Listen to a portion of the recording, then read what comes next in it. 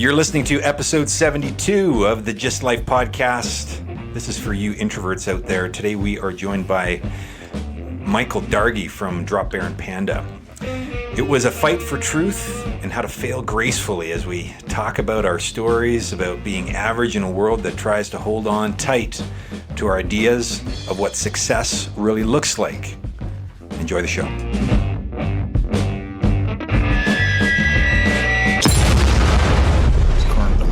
iPhones, eh?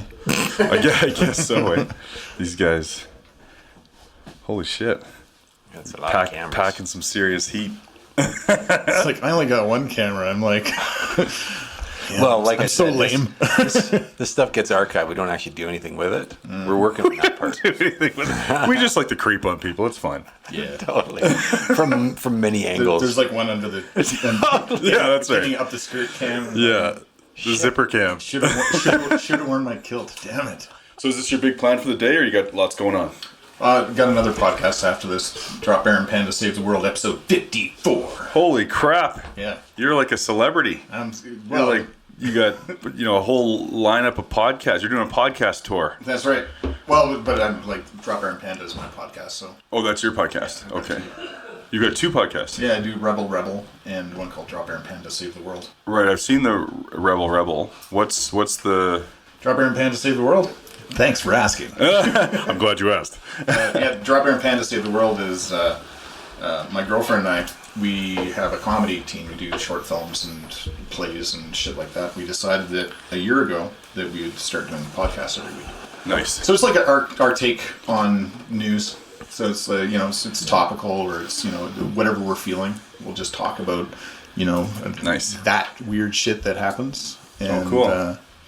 Yeah, it's really good. I mean, we've hit 54 countries so far. We're like tens of thousands of downloads. It's ridiculous. Wow, good for you. Yeah. I'd love to know how you did that. I have no idea. I will tell you that we a large part of it was soccer. Like, because we'd follow World Cup, both the men's and the women's, and we ended up getting like a huge spike early on. Because you were talking about. Because we were talking about that, we were making bets, like ridiculous bets on games, where I still owe Panda actually a full-on commercial extolling her virtues. Yeah. You were telling me about that. Yeah, I did the radio version right away, but I still owe the video version. So yeah. So when are you doing that? When can we expect it?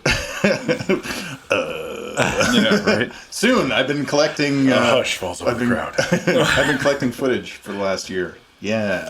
yeah, that's it. Yeah, that's great. That's us too. Yeah, totally. We're totally working on this project. Like I say, we're archiving. Yeah. We've got we're about 3/4 of the way writing a short film that we're shooting in September, October as well, which is going to be amazing. It's going to be epic. It's going to be probably our biggest production yet. Very cool. Which is cool. Yeah. We'll actually have a budget for this one, as opposed to everything else we do is no budget, and it's usually we shoot it in an evening, edit it the next day, and release it. Oh, wow. Okay. So yeah. This is an actual legit production. Yeah. Good stuff. Yeah. How does that happen? How does one get a budget or funding for something like that? Well, you dip into your own pocket, and then you talk to people that are like really support your journey and are like, yeah, I want in on that. I want an executive producer credit on that. Yeah, sure. Okay, whatever. Cool. Yeah. Can you share a bit like what it's about at all, or is that kind of a I can't. secret? There's the opening scene starts with two cops that are just coming out of Tim Hortons, and they get a call, and it's in Kensington, and they end up on this call, and it's a horror. But it's a DropBear and Panda horror, and you'll have to look up DropBear and Panda to figure out what that might mean. But basically, these cops end up investigating this disturbance. Could be a prowler, could be a wild animal, and then all hell breaks loose. And then, it basically cuts to us in our house, and shit's going on outside. We're not sure what's happening. There's like an emergency broadcast thing on the TV, and then all hell breaks loose.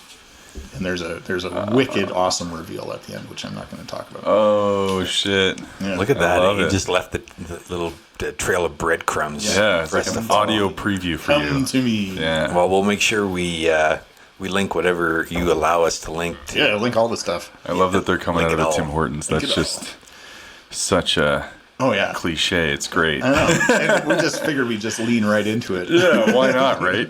Right? Why not? We've got police. We've got Canada. Yeah. What do we need? A cruller. The cruller, that's right. Double. We're good to go. A honey curler. That's hilarious. His crumbs dropped on his lap as he spilled his double. It was like, oh God, in slow motion. Yeah. That's too funny. Anyway, Man. it's going to be fun. Awesome. Well, that sounds great. And so how does that get, I guess, where does it get released? How does that all? Oh, we release it all on YouTube. We've got a YouTube channel, youtube.com/DropBear and Panda, and we just put all our shit up there. All the podcasts go up there. All the short films go up there. That's where this one's going to live as well, though? Okay, Yeah. cool. And we just do it for just because. Our entire modus operandi is we just do shit because we want to. That's a good reason to do it. Yeah. It's like, yeah. I like that. I got him to, I attempted to get him to fill out the form that I asked people to fill out. All right. And it was quite interesting. I don't know if you saw the comments.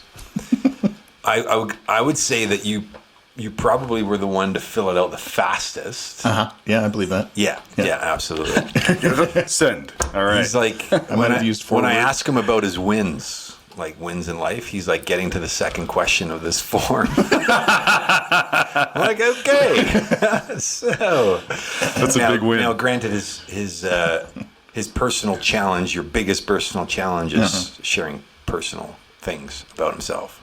Oh, awesome. So it's going to be a great episode. Yeah. Yeah. Let's go deep. Yeah. It's no surprise that you managed to get to the second, because I imagine the first one's like, what the fuck? What the hell do I write? Or what should I write? Yeah. What was the first question? What were your challenges in life? Your biggest challenges in life?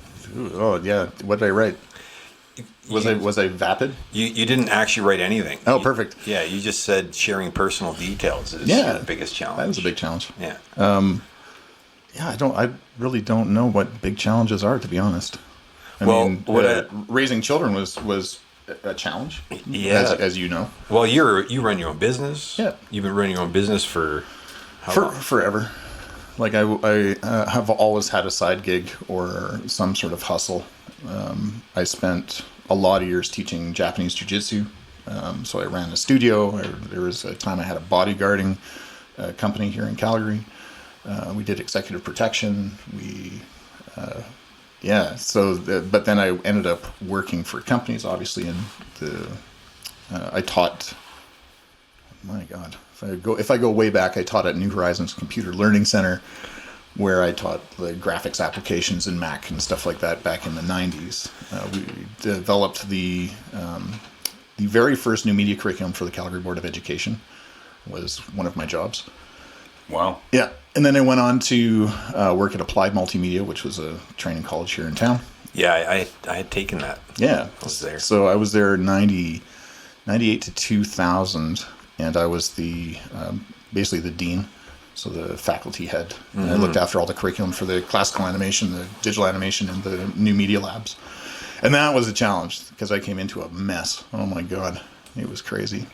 A lot of politics. Well, there was a lot of stuff going on with, licenses with Adobe, with new computers. The new Macs had just come in. There's a student revolt, I think, happening at the time that I arrived. So it was go. The more things change, the more things stay the same. Yeah, yeah. And then after that, I got headhunted after a couple of years, and I ended up becoming a senior UI designer for a multinational market research firm, and ended up spending a week every month down in Seattle, which was awesome.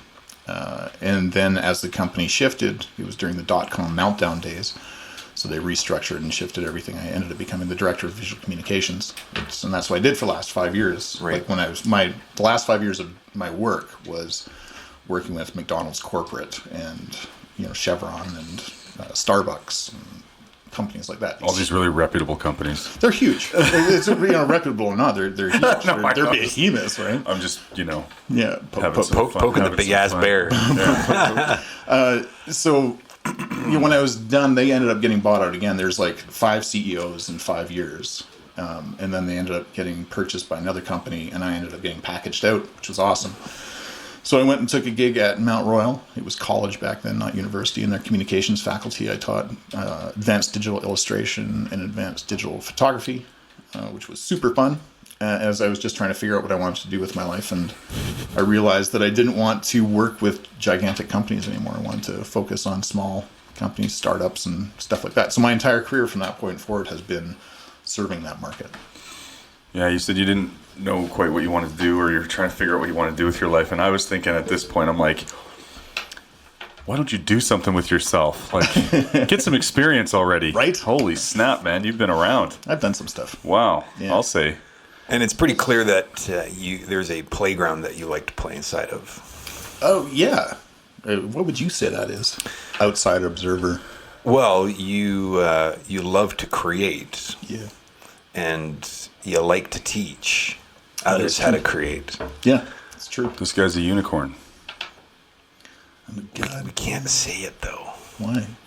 What does that mean? Does that suddenly make you'll it disappear? Not so? Oh, He's a leprechaun. A table full of sparkles. Oh shit! Oh my God! Where'd he go? We don't want that There's to just happen. glitter everywhere. It's like, God, dude, you're so close. Richard, if we can do that with special effects, that would be fantastic. Yeah, no shit, hey? Yeah. Wow, so what's like your, you create a lot of things, but is that your primary focus, your primary business, or do you do that for organizations, or what are you up to these days? My main focus is I work with companies to help them figure out what their story is, figure out how to shape it and share it into something that people can understand. So that's my mission right now, is to help companies figure that out, because even the bigger companies, one of the challenges that we have, and I don't think it's cliche, they think they know what they're doing, but when you ask them, they actually have no clue. And they don't know how to tell their story in a way that's compelling, in a way that Let me people list get off it. the things I do. Yeah. No. Exactly. Nobody gives a shit. Right. We do this and we do that. And so I do talks regularly at ATB.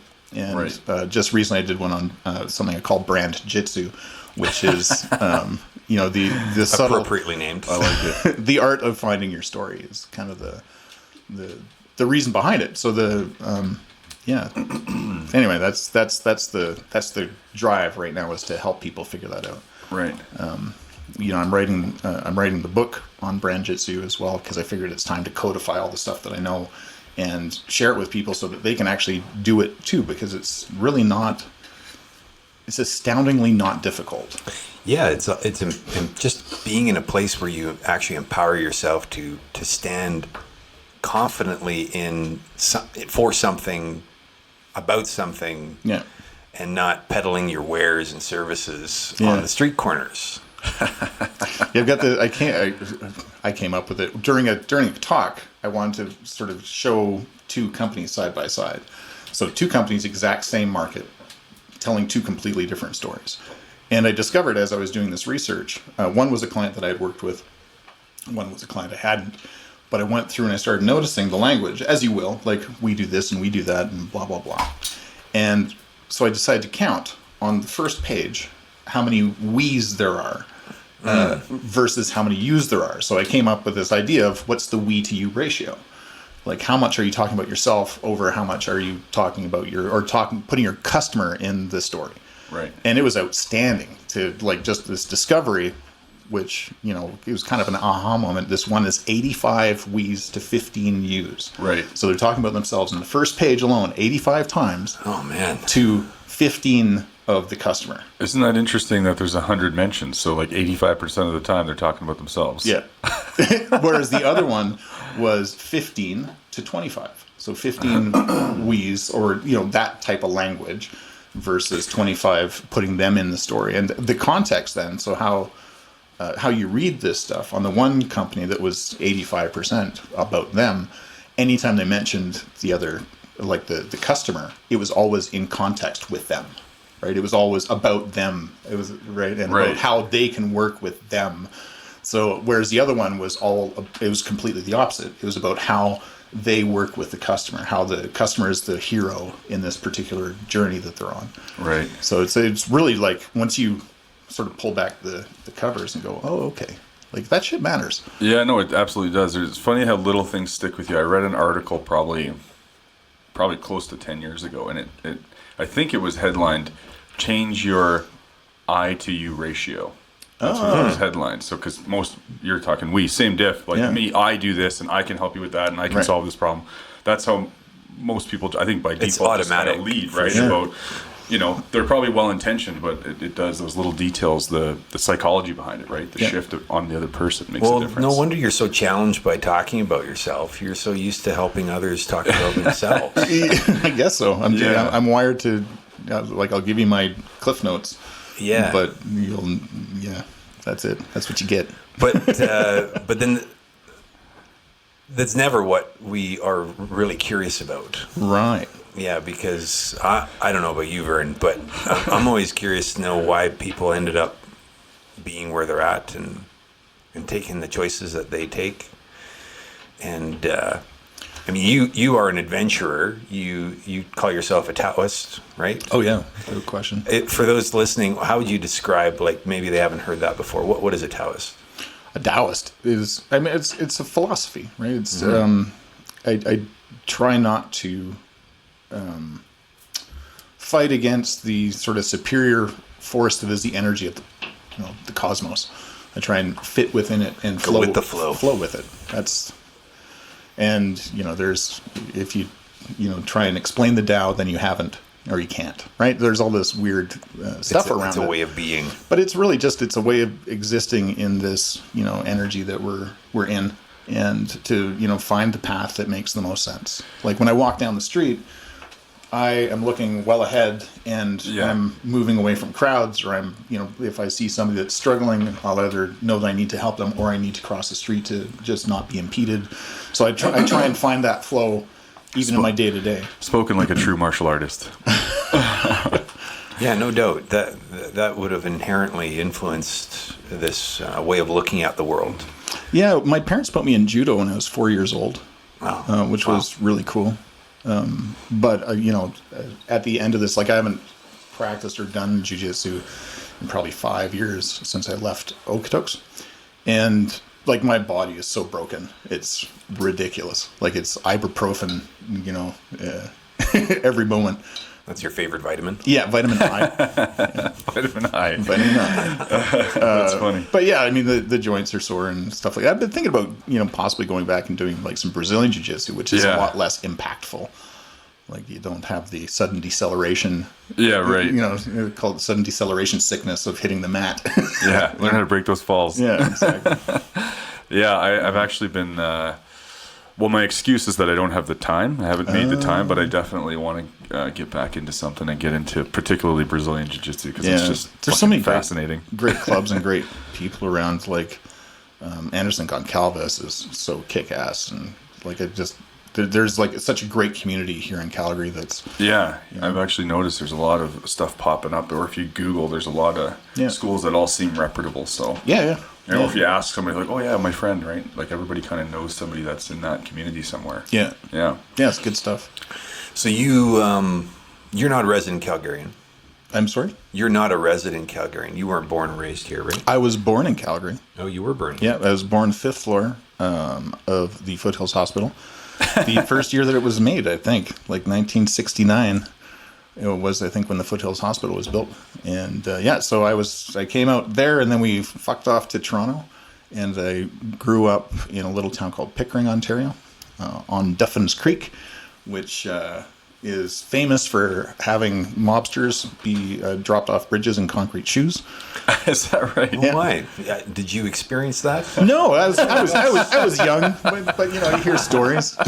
But we used to catch crawfish and chase raccoons. And could you imagine? That's great. What's floating in the water? What is your town famous for? Killing people.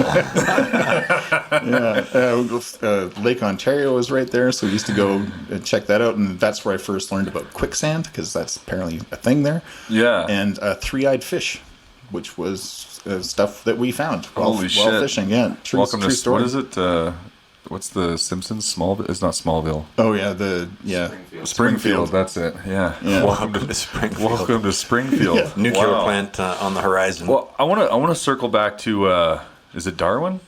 Is that what was it? What was the not Darwin but Taoism? Taoism, yeah. Sure. Because I'm we curious. can talk about Darwin too. I'm Darwin, sure it's in there Darwin. indirectly. I ain't too smart, but Yeah, I'm just curious, like, where is that something that sort of developed as you just went through life and you noticed, hey, it's much easier if I go with the flow rather than try to resist everything, or where did that come from for you? I read a lot of books. When I was a teenager, I was very interested in philosophy. I think like all of us at some point, we're always looking for something to make sense of it all. Sure. And there was a thing, I guess, and maybe it started with judo, because the whole idea of judo is to use your opponent's force against them, right? So it's, transferring that energy that they're coming at you with to, have them flip over there. Yeah. You did that, not me. If a train comes at you, get out of the way. Exactly. So I think probably it started being informed by that, and because I was into, because judo is a Japanese art, but Taoism is Eastern, not necessarily, certainly not Japanese. But I started reading a lot of books on that, and I think it's really funny. One of the seminal books I read was called The Tao of Pooh, which is about Winnie the Pooh. And that's not where I thought that was going. Me either. I thought you were going to start talking about digestion or something. Yeah, no. But it's a guy that decided to try and explain Taoism through the use of Winnie the Pooh. Winnie the Pooh is the guy that goes with the flow. Yeah, they call him the uncarved block. Like he's malleable. He's anyway. Yeah, so just give him some honey and he's set. Yeah. Then there's the Tay of Piglet. There's another book that talks about that. Yeah. So I mean, it was fascinating. So I started reading all this stuff and trying to fit that into my worldview. And it was just one of the things that always made sense, that whenever I tried to achieve something, I wouldn't. But if I just let myself achieve it, I would. If that makes any sense. That makes that's like sense. That's like Yoda, man. Yeah. There's no try. There's a passage in that book that was, it always stuck with me. And it was like, achieve but don't boast of the results. Achieve but don't glory in the results. Achieve results but not through force. Force is followed by loss of strength. Which always kind of impacted me. Yeah, That you try and do a thing. Yeah. And you're drained as a result. Yeah, or you're not powerful. It doesn't matter. There's no. Yeah. If you tell people how great you are, you're not. If you just are great, awesome. Yeah. Right? Yeah, that's what my dad always used to say to me. In his own words, he always used to say, "Vern, it's the quiet ones you got to look out for." The guy who walks in the room, doesn't matter what topic it is, but they're talking shit about that thing. It's like, yeah, he's probably never done that. So, yeah, the real loud ones are the ones that I tend to avoid. Yeah. Because they've got plenty to say. They don't need me there. No. That's part of the conversation. Tell you what, I'll just leave you with you, and I'll be on my way. All right. Yeah. They do need you there. They need that audience or that validation. Oh, that's true. Although I suspect they probably talk just as much to themselves out loud as they do to other people. Yeah. Justify their actions. So many different people on the planet. Yeah, no shit. Wow. So speaking of what is it? What'd you say? Attention. And so I'm a big comedy fan. You probably heard that a little bit. Oh, yeah, and I owe you some info. Yeah. Sorry about that. No, it's all good, man. We need to. We'll circle back on that. And so I always like to listen to comics. I listen to a ton of podcasts and stuff too. Yeah. So they start to reveal some stuff about themselves. And one of the big, overarching commonalities amongst them all, or at least so they claim, is that they're all fucked up, air quote. Right. And they need like attention or validation, or they need to go and be ridiculous for some reason. So I'm curious to know, where does entertainment and creating and fun like that fit into your whole equation of all the interesting things we already talked about? Well, I'm certain that I'm fucked up. But welcome to the club. That's why you're here. Yeah. It's the fucked up episode. That's right. Starring Michael Dargie. I don't. I think actually I had a very healthy upbringing. My parents are amazing. They're still together. They were fantastically supportive. Still are to this day. So I don't have that going against me in the world of comedy. Or going for me in the world of comedy. Yeah, depends what side you're on. Yeah. But I don't know. Like, I'm a wicked introvert. Like, I am also another common thing. Great. Like, put me in a room full of people I don't know, and I'm freaking out. I've got social anxiety like you've never seen before. Which I'm so surprised at. I totally get it. Yeah. And that was never my impression of you when I met you. I mean, we met. How could it be? Right.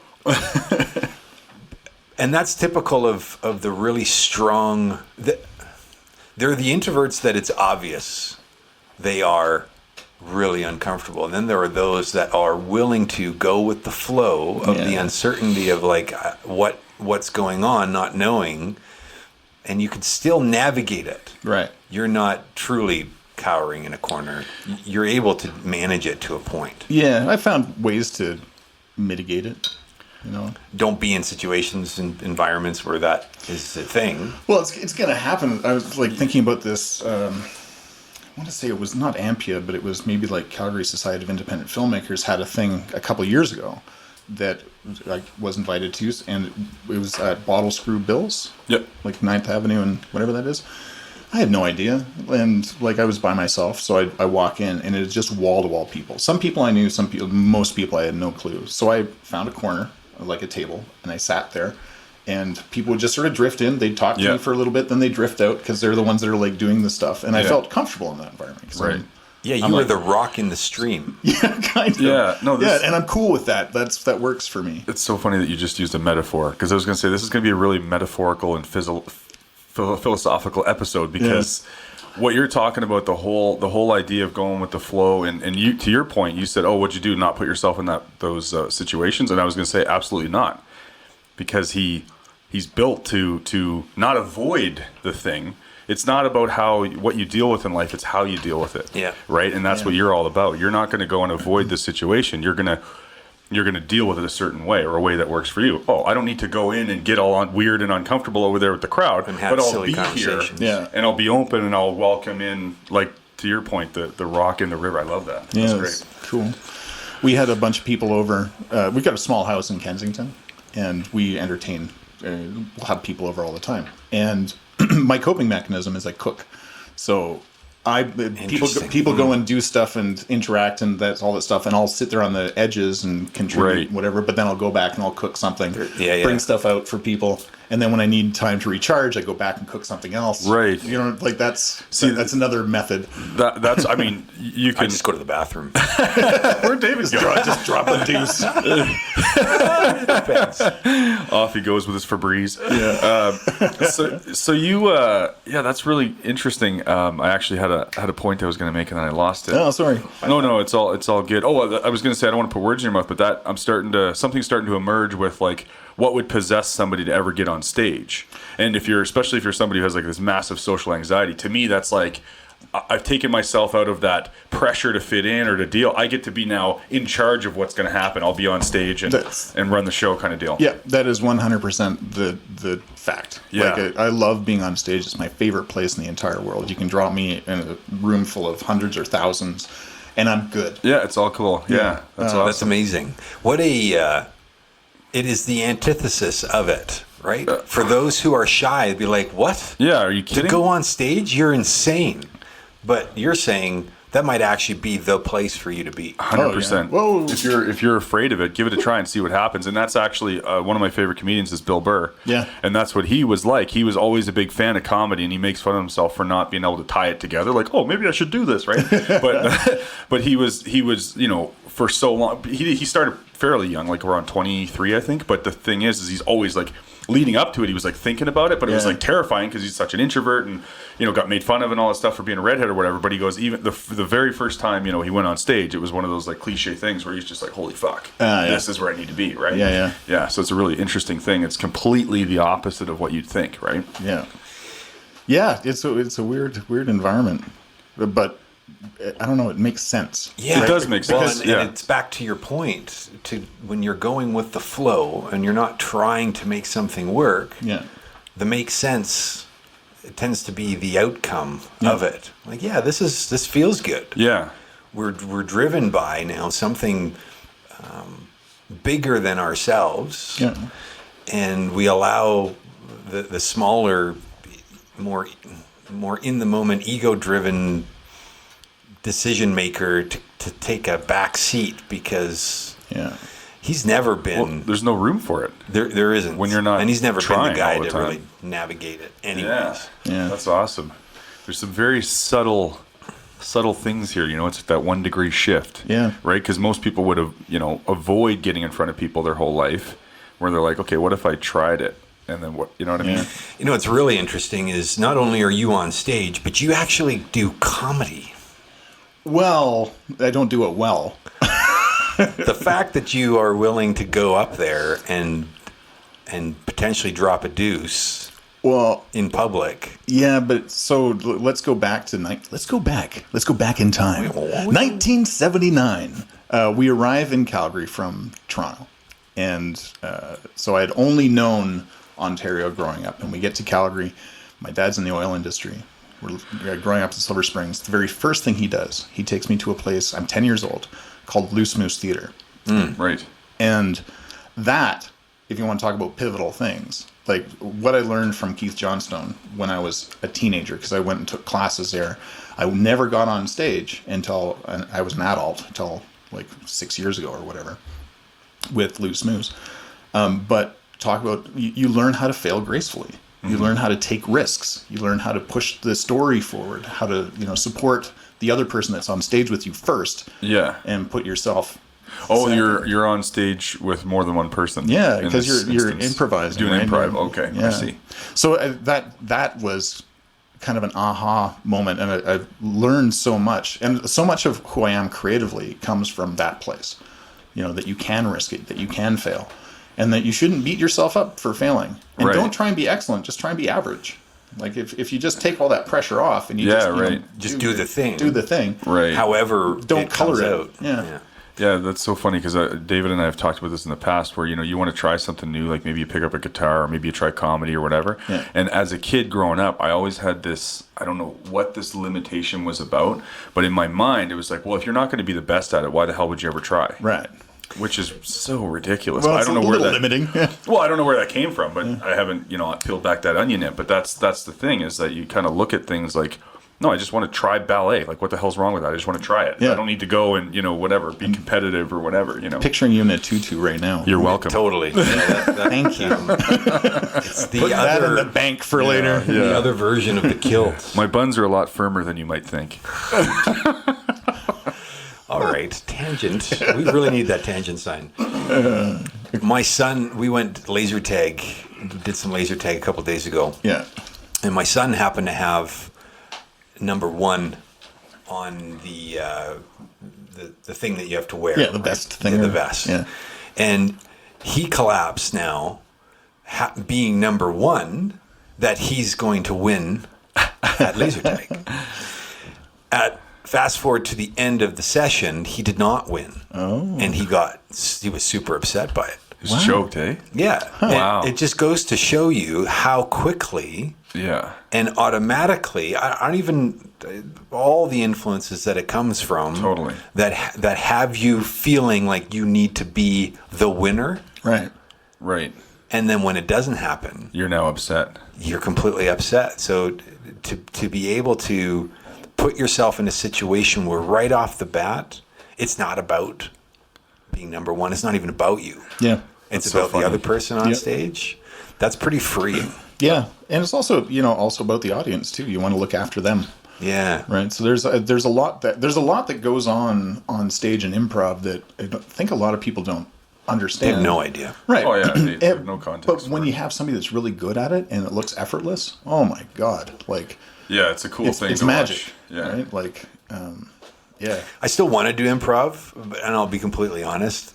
I got scared when I went with you. Oh, you should come back and just play. You would have so much fun because it's It's like petrified. Like, I'll just watch from the sidelines for a bit, see how it goes. yeah. See how it works. Well, I've done stand-up comedy twice. Yeah. Right. And I plan on going back to it once I figure out what my thing is. Like the first time, I did well, I think, but I'm a storyteller, so I told a mostly true story about diving with a giant Pacific octopus, which people seemed to really like it. They laughed at the right places, and it was fun. Cool. The second time I went up, I wanted to do a different story because I was doing the same room, and I kept getting told by my contemporaries, or these people that are way better at comedy than I am, just work on your story, just work on that one, perfect it, like just tweak it, blah blah blah. You're like, yeah, thanks for the advice. No, we're going to do I'm gonna something. do a completely different one. Yeah, totally. Yeah, Something total left turn. Thank yeah. you. So anyway, so I decided I'm just like, no, I just want to do this my way. Sure. Because I'm an idiot.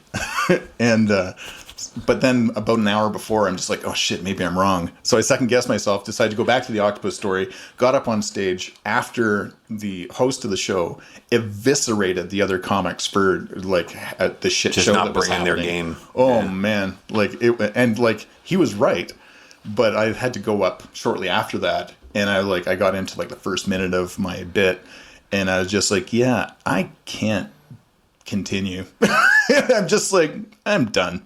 And I just said, thanks, that's my time. And I left the stage. And like people are like, jaw on the floor. The odd clap. Is that right? You were just like, yeah, this isn't going well at all. I couldn't find the rhythm, the flow. You were forgetting parts of the story, like all that. It was, and it wasn't, I mean, I've been on stage so much that it wasn't panic so much. It was just like, I was really in my head. And I'm rarely try and like live up there when I'm performing or on stage, right? Try to just be a conduit for stuff. But yeah, no, I totally shit the bed. Yeah. And which I think is good. I think it's important. No, I think it's, yeah, totally. To cock it up. If you always knock it out of the park, where's the lesson? Where's the fulfillment? It's not even the lesson. Where's the fulfillment inside of it? Because it's like, I can do that. It's easy. Yeah. Next. Yeah. What if, here's a crazy notion. Yes. What if you're not going to figure out your way without getting at bats? That's the thing, and that's really what I've got to do is just get up and hit these rooms, work on bits, and that's the other thing too is that like improv is easy in a way. It's terrifying. You don't really have to. Right, you're not rehearse. You have to go up there as a blank slate, and whatever happens. Yeah, right. Yeah. And the thing about stand up is that it's a craft. Yeah, for sure. You gotta not only like pen those jokes, you've got to like work on the timing and the punchlines that's the part that scares me. Yeah, because I don't know the first thing. I mean, to your point, I should just try to do that. Just get on stage and tell a story. Yeah, because I don't know the first thing about writing a joke. Yeah, especially when I watch a good comic and I'm like, how did they do that? Yeah. They're tying shit back in from things they said 20 minutes ago, and it's just like, fuck, man. Well, and some of those guys got ghostwriters. Oh yeah, no, for sure. But I'm just saying, like the way that they dial it in. Of course, we're seeing like the finished product, if you will, a lot of the time. So, well, this is why it's fun to hit those small rooms, like Juliet's Castle on Sundays. Even Comedy Monday night, they always have amateurs there. Jupiter down at Oak Tree on Wednesdays. There's Vern's the Tuesday, which is Vern's, a Vern. We should go to your place. We should go to that place. Your namesake. So there's so much amateur comedy. Wow. Okay. See, I didn't even know there was there's a bit of a huge scene here. You could try and get in there and hit those different spots and get that experience. Almost every room will give you a rookie spot. Like if you've never been up there before, it'll just be like, hey, can I have a spot? They're just like, yep. And I've seen some real bad acts. Oh, I bet. I've seen some really amazing stuff, and I've seen some really bad ones. I was certainly on that one night, I wouldn't say bad so much as just disappointing. Yeah, where it's like, oh, no, I feel bad for him now. Yeah, no kidding. That's like, I can't laugh. Yeah. Wow. So then are you, when do you plan on getting back up on stage, or what's that look like? I think, that's a great question. I'll probably be up on stage once or twice more at Loose Moose before I go on vacation for the summer. I'll be back performing at Loose Moose like in September. That's the improv. That's the improv. Right. And that's every Friday night typically. And then I think probably, I want to say after things settle down after our shoot, this short film thing we're doing, probably October, I'll get back on stage and try and craft a joke. Or two, Now, are you going to be crafting the jokes prior to, or is that when you are? Is there going to be some planning, some preparation to build up to that point? Yeah, well, because I mean, really, because it is like it's an art form. It's something that deserves time and attention given to it. Absolutely. And I don't want to half-ass it. Yeah. So, and I do have lots of friends that are in the scene that are happy to sit down and listen to me deliver a 5-minute bit, and then give me notes on it. So that's great. I just have to, instead of, it's always been my modus operandi just to show up and do the thing. Right. And that works a lot of the time. Yeah. But in stand-up, I think that when I get better, like once I know how to hit those beats for a crowd, then I can show up and just go with the flow and do those things. You have context now for what flow looks like in that Right. environment. Right now you Yeah. don't, and you keep hitting walls. Yeah. So you gotta open your eyes, man. Totally. Yeah. Yeah. Wow. So that's I will say that I'll be back on stage trying some stand up in October, November. That's a thing. And the other thing too is it's reps, right? Like you were saying earlier, you got to get at bat. You got to get up there and swing. Right. So it's What would it look like if Vern actually got on stage in October? I'm not talking Verns. I'm talking about Vern. Yeah, what would that look like? No, yeah. I need a little push. I definitely want to. I would do a show with you. That would be awesome. I'll do my comeback show when you do your first one. Yeah, all right. Yeah. Let's do it. Yeah, I'll do show number 3. Your show number 1. Oh, boy. Yeah. Oh, you mean I have to wait till October? I'm so chomping at the bit to do it. People are actually, like, people who listen to the podcast and whatnot, they're like, Yeah. so have you done comedy yet? Like, how's that going? I'm like, tail between my legs. No, I haven't actually. Yeah. To be fair, I did say 2019. So you got some time. Yeah, you got still some time. got some time. It's the procrastinator special. We're going to wait till October. Yeah. There is this tendency for any of us to feel like we should be able to just knock it out of the park effortlessly in the first run. And you pointed to something really cool, and that is it merits time and attention. Yeah. Because it's meaningful, it's worthwhile, it requires it. Yeah. Actually, you couldn't possibly deliver and make the impact that you are curious to see if you can make if you don't do that. Right. That part I'm 100% clear on, because I've been grappling with and being a marketer for 10 years and being in this world of social media and having this pull to, like, I should be doing something on social media, and then this thing of, like, being part of the noise that's going on has Yeah. always been the block, the stop. It's like, well, if you're going to do that, what is it that you're going to do that's actually that people would actually care enough about to watch, Right. versus just being part of the noise. Yeah. And that needs time. You need to incubate it. Right. Well, you need to put it out into the world. Find your point of view. Yes. Right. So that's cool. So we're going to do, maybe we'll even, I don't know, live podcast it in October. Oh, man. That'd be kinda Talk about cool, upping eh? the stakes. Holy moly. Shit, eh? Do a live podcast. That'd be awesome. I think that'd be super fun. And I actually haven't seen your stuff, but I've seen your stuff, and it's there. I have Yeah. stuff. Yeah, well, you've showed me your videos. I want to see a once in while. Rocky Balboa training montage of you getting ready for your. Dude, he would totally, That'd be so he would funny. totally do that.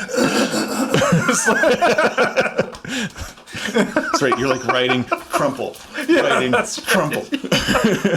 Yeah, we could have some fun. That'd be Yeah. awesome. You're talking to a movie maker, storyteller. Yeah, no, that's over here. brilliant. It's no Just wonder right that there, came even out. with the writing and the crumpling, that's That'd be perfect. amazing. That's so good. Yeah. And you're missing, and it's And you keep on the missing. trash can. You just keep missing the trash can. Right. And then when one lands in, suddenly it's like, Like, The epiphany. yeah, that's great. So we should totally do that. How are we doing for time? Got about 7 minutes left. 7 minutes. 7 minutes. Really? Wow. What the fuck do we talk about now? Time flies. Way to put the brakes on. Yeah, sorry. I know, right? How are we doing for time? It's like, is it done yet? God, It, Dargie, shut the fuck up. Well, hold on. Well, how do you fit into this whole equation? Yeah, what's going on there? What's up with you? What equation? So what if we do some stand up? Yeah. We do a bit of podcasting Yeah. throughout as we like host and MC. Yeah. And then we do some improv. Yeah. Oh shit!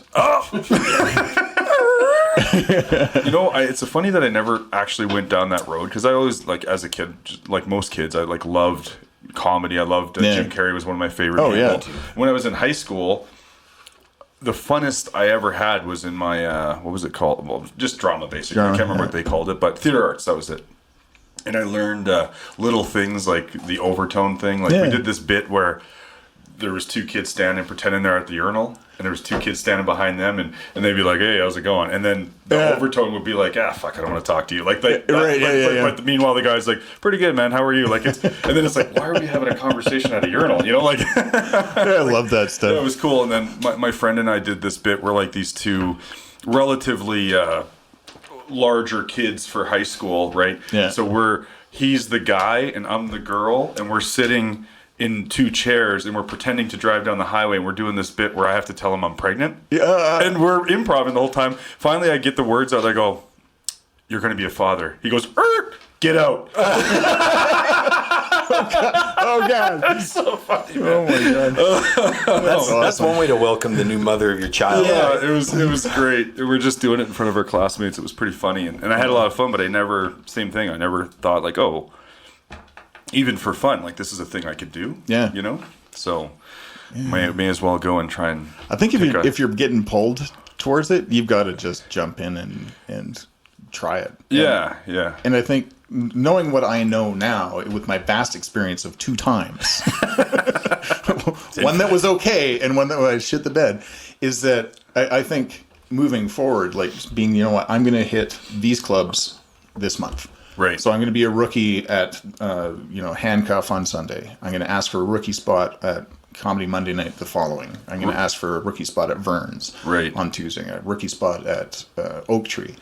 And then you've got 4 different rooms that you've tried your stuff at and you're working towards. And then once you're done sort of the rookie circuit, then you can go ask for, a 5-minute spot at a show. Yeah, because I would imagine, that like from never having done it to even, I know there's obviously you need to do it thousands of times, but from never doing it to doing it twice or doing it 4 times, like the difference in your perspective, your context for how it actually goes is vastly different after just a couple times on stage, I would imagine, right? Yeah. Well, you've gotten intimate with the words that you're using.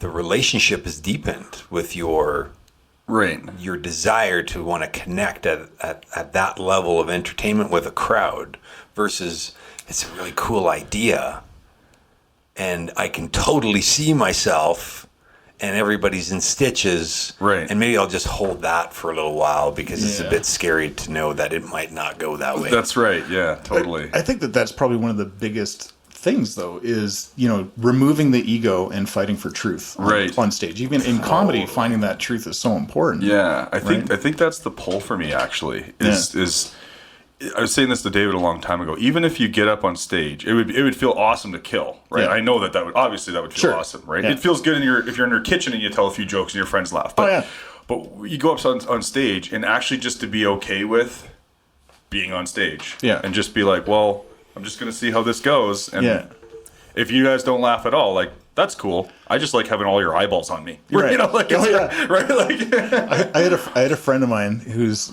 pretty big in the comedy world right now, like local scene. And he went up, Comedy Monday Night or someplace, so big room, like a good room. Wow. And he did a dolphin rape joke for 5 minutes. Not one person laughed the entire time. He didn't let it go. He just kept going with it. Owned it. Yeah, that's powerful. He finished his bit and was just like, okay, so now I know that, Well, here's the thing that's interesting about that, because you listen to, again, these guys are professionals, so clearly they're doing it a lot more often, so trying to work their shit out. But I'm listening to, Bill Burr talk about how, I went and did a spot at this place and killed. Yeah. Then I go across town, the same night, I do a spot at this place, same bit, and crickets. Yep. He's like, so it's a weird thing. It's never about the material most of the time. Right. It's the story, the timing, the energy, the room, the push and pull and all that, right? So that's why they go and work those things out. And to your point, they purposely go and try to bomb. Yeah. So that takes balls, right? They're I'm just going to try this bit. I'm just going to talk shit and see how this goes. It's like, wow, that's where I'd like to get to, Let's talk about something completely ridiculous, or take something that's real and make it ridiculous and try to have fun with it, right? Absolutely. Yeah, that sounds exciting. Well, I'm looking forward to the show in October. Right? Damn. I'm gonna hype this stuff up. If you need an extra for your production, I'll come and maybe I could choke somebody or something stupid like that. Choke somebody. I don't think we have a choking role. I could stand outside the Tim Hortons, Yeah, totally. Yeah, be that guy. maybe put some like gangster bling on. And, Yeah, maybe scribe some face tattoos. That would give me some Post Malone. as he's eating Timbits or teardrops. something. Yeah, that'd be cool. It's so Canadian. Eating you the know? cruller. Instead of honey teardrops, it's cruller. maple leaves. Just, Wow. Now you're talking. Now you're talking. just one of those subtle things in the background. So meta. Yeah. See if anyone picks up on that. Oh my God. That's good stuff. It's amazing.